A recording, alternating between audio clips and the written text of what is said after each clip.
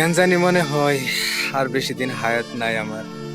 মানসিক চিন্তা, মাঝে মাঝে এগুলা বুকে অনেক ব্যথা হয়, প্রচুর ব্যথা হয়। অতিরিক্ত রাত জাগা, অতিরিক্ত টেনশন, হয়তো এগুলা একদিন আমার মৃত্যুর কারণ হবে।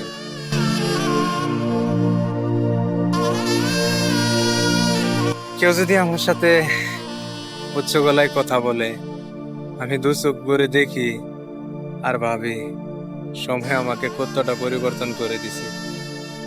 হায়রে শখের বিদেশ।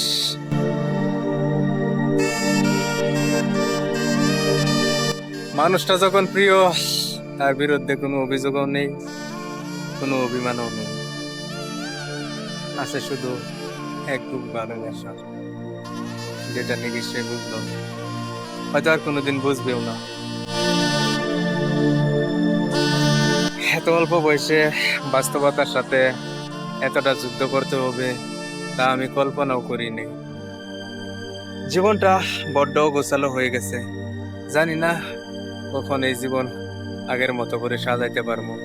হয়তো জীবন সাজাইতে সাজাইতে মালিকুল মউত এসে হাজির হবে।